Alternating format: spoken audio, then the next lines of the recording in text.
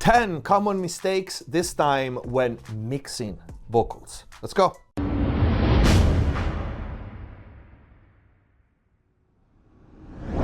Hello everyone, welcome back to McSolaar TV. Hope you guys are having a great day. If you like the content, please consider using the super thanks or grab some merch. And if you want to really step up your mix and mastering game, click the join button down here, become a MixBuzz TV member, access the exclusive mixing and mastering courses on many different genres, which you can, by the way, buy individually. If you can't or don't want to sign up for the membership, the new EDM series has been recently added and many more to come. Let's start with number 1, not cleaning up your vocals.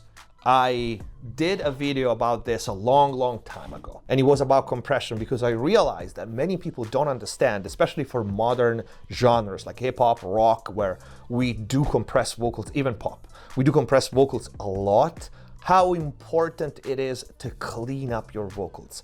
And by cleaning up your vocals, I mean breaths, which you don't have to delete all of them, but you definitely have to control them. And that's usually something you have to do manually with volume writing. Clicks and mouth sounds, any noise that you could have in the background, even doesn't matter how little, because when you go and compress hard those vocals, or you create a parallel crush compression channel, that stuff is gonna come up. And you might not consciously understand that that's what makes the vocal simply hard to listen to.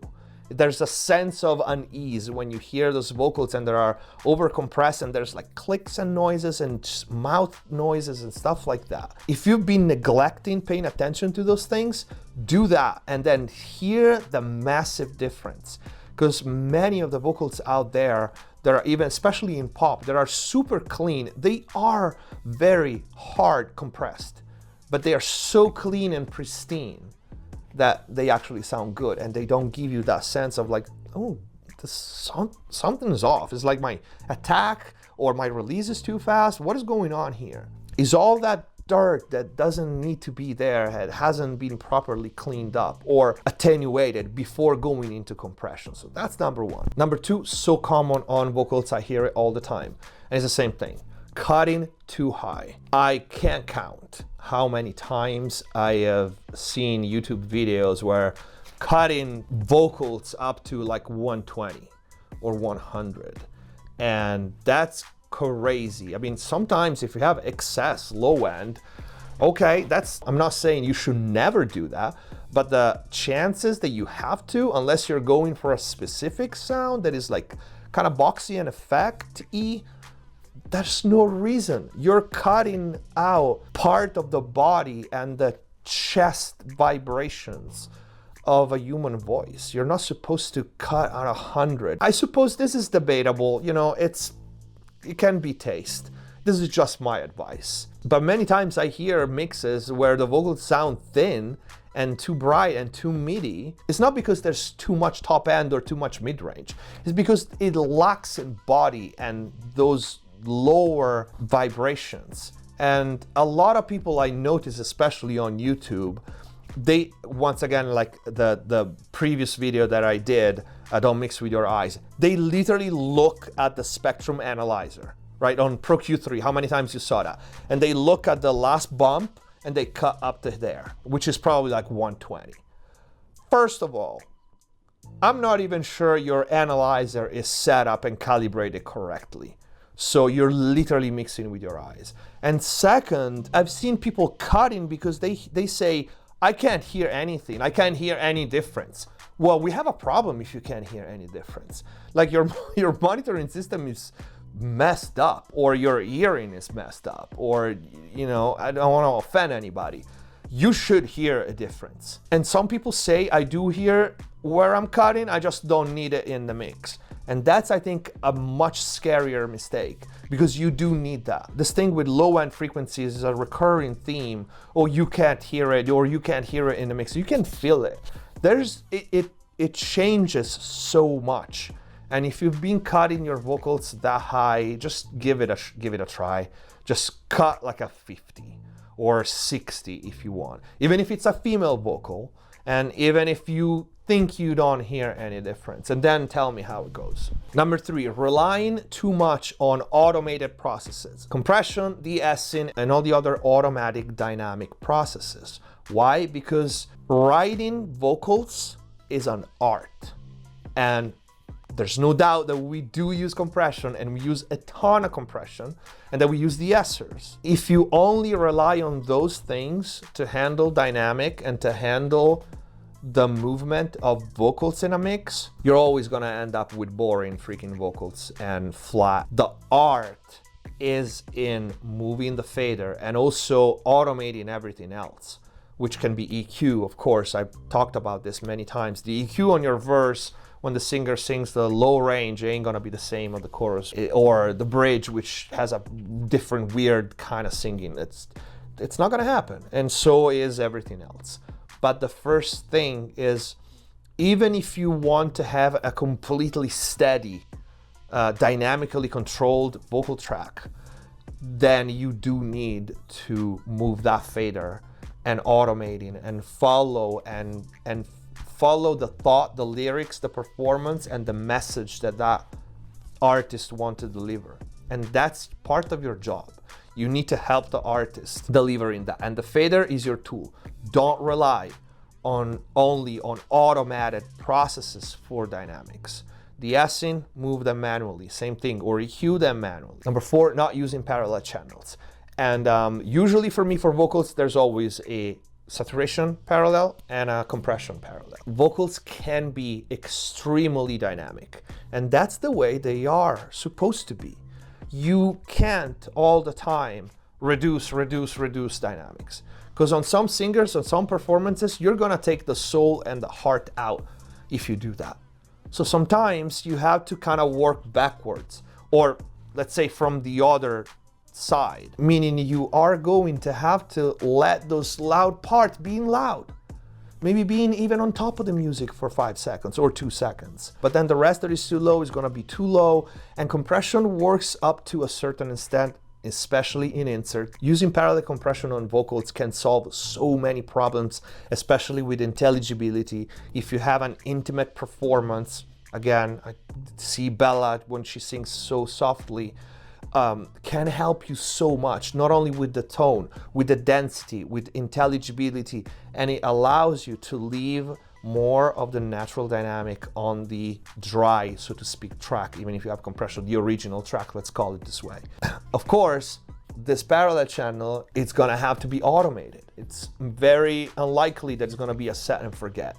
So you got 2 now to juggle, and 2 faders to juggle and move around. But definitely not using parallel channels on vocals. You're missing a lot, and you're missing a great, really powerful tool. Number 5, this is more a production thing that I'm mixing, but trying to do a lot with a little. It's the same with the people that are trying to make a video look expensive when they have like $5,000. You see that it's cheaped out, you know? You're better off going for a low budget style video than trying to make a video looks expensive when you got no money. Same things with vocals. If you don't have a real vocal production, and you should, unfortunately that's not always the case, there's only so much you can do faking parts. There's a lot you can do. Harmonies you can do, sometimes you can even fake like a little bit of background vocals, but the point is, if your references have professional vocal production and you don't have the raw material, you won't be able to match it. So instead of trying to make it look expensive and sound expensive, just go for a different style and be yourself. Maybe you'll come out with something even cooler. Number 6, I think for vocals, this is kind of a trend that it never ends. Actually, I heard a couple of new songs that kind of reverse the trend, and I'm very happy. A couple of hip hop songs, I don't remember, is a new female rapper that Bella likes, but too much top end. This is like a plague. I don't know if it's Drake's fault or whoever, but the vocals get brighter and brighter and brighter and brighter. I don't know why. Like, and this is all in pretty much hip hop. Like, pop is bright, it always has been, but hip hop, it's overboard, especially compared to all the other genres. Even though even the metal and rock songs kind of became a little more poppy with the top end, I don't know why, if like engineers and rap hip hop artists, like they blast music so loud that they lose the top end after 2 years in the industry. I don't know what it is. Or they just like it, I don't know. I think many times what happens is they listen to the reference, right? Which is already bright. And because of the brightness trick in our brain, you just make it just a little brighter. And your brain tells you, oh, we are even better than the reference. And this never stops. So we get like this increase of top end in vocals that became pretty much unbearable, especially like if you listen to this stuff at high volume. And of course, it doesn't help that many even products out there today are like all fully digital, and you hear the limits of it, especially in the top and high mid range. But I'm not going there today. Number 7, most common mistake when mixing vocals is predictable, boring effects. This is self-explanatory. Don't do the same delays that everybody does in a quarter note or 8 note, always in the same spot, that you can hear it coming from a mile away. There's nothing wrong with it, it's just boring. And you know, you can do better and you can be a lot more creative, especially with today's effects, and especially again with automation. Don't set and forget. Don't do that. It's so freaking boring. And be creative with how you color your delays. There's a relayer by UVI. That's one delay that I really like, because if you go in the time section, let's say you set your delay for quarter notes. You set the number of repeats and you can move the timing of those repeats, even if it's set in quarter notes. That's really cool. That's one way, like you can start there and do like really cool patterns for delays. Same for reverbs, like do interesting things. For example, if you have to open a stereo reverb, this is a video I did like probably 7-8 years ago. Instead of opening a stereo reverb, open 2 mono reverbs and use, I don't know, a hall on one side and a chamber on the other side. Try to escape boredom. Number 8, over EQing. And I'm not talking about over processing in general. I'm focusing on over EQing because, again, this is another YouTube guru's plague. And you see this comp filtering EQ that looks like a horror movie poster. When they just start pulling down every single bump that they see on Pro Q3. I also blame Pro Q3, although has an amazing analyzer. Not a big fan of the EQ itself, but I digress. Over EQing will make your, unless you go for an effect type of vocal, which is not what you should use like fuzzbox or something like that. Over EQing will never make things better. If your vocal doesn't sit correctly, retrack. If you can retrack with a different mic or a different syncer, if you can't retrack, just take a look at the arrangement. If you start pulling down every single frequency, it's a problem. EQ is not the tool. EQ is not gonna be, you know, what fixes it, because it's gonna sound unnatural. There are exceptions, yes, there are exceptions, of course. There are exceptions to everything. Sometimes you receive a track, that's it. That's what you have to mix, and you're gonna have to do a bunch of like cuts and boosts and crazy looking EQ. It's fine, it happens.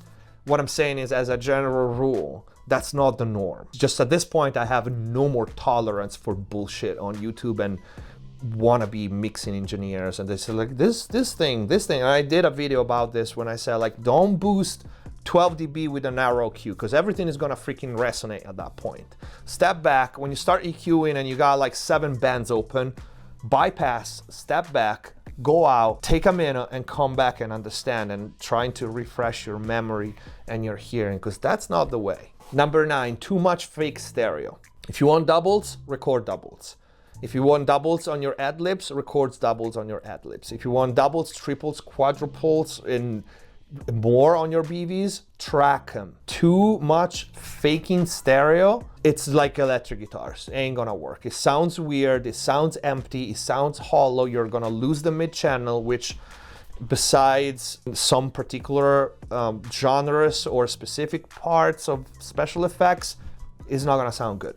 Because we want the vocal to be strong in the middle with stereo effects, with stereo ad-libs, with stereo, etc. And the lead vocal can be stereo, but usually it's done with good double tracking. triple tracking actually. Fake stereo effects are fine. Having real doubles doesn't mean that you don't use also stereo effects like a 910 Eventide. I do that all the time because we create stacks, that's fine. But if you don't have real doubles and you wanna do the stereo effects, try to mind the balance between the mono signal and the fake stereo, because when it's fake and it's gonna sound fake. It can also be taste. Some people like that. I'm not a fan of it. Number 10, this is the last one. It's a little weak, but I'm gonna just put it there. I had to make 10. But it's serious. Being afraid of throwing a recording away. Look, it's never fun. It's never fun, even if you record yourself, because you know it's more time and all that. But it's even worse if you are working with an artist. Now, if it's not possible, it's not possible. I'm not talking about those kind of scenario. Obviously, I'm talking about you're the producer, you're in a production, or you have a relationship with the artist. Sometimes it happens, and I'm pretty sure it happened to many people. Today we record, everything seemed to sound pretty good, and then the next day you go there and you go like, the hell I was thinking? This thing is like off. That one is off too. Like, whoa. It happens. It happens because maybe we are in the moment. We like the song. We are more emotional than technical when we track, and things sound better than they actually are in the moment. And then the next day they don't. And at that point, yes, you can. There's so many things that we can do in mixing. We can tune them, we can time them, and everything else. And if it's a style production decision, that's fine. To have like overly auto-tune, it's fine. We're not talking about that. But if that's gonna be a fix, and you have a bunch of tracks that need to be heavily tuned, and you start hearing artifacts, and you have to mask things around, don't be afraid to just simply make the call and say like, you know what, we need to retract, because like I said in previous videos and questions and points, not everything can be fixed in a mix. And even if you can fix it, think about this, if you can do better, strive for greatness. Don't settle for I saved this. It's not as bad as before. Who wants to hear something that is like that? And who wants to have it out forever? You know, that's the songs that we put out are gonna be out there forever. And you never know, maybe, you know, tomorrow is gonna be picked up by TikTok, and for the rest of your life, you're gonna go, fuck, I hate that vocal take. You know, why I didn't re-record it better. So it happened before. I have artists that hate their first albums and their first things. So it did happen before.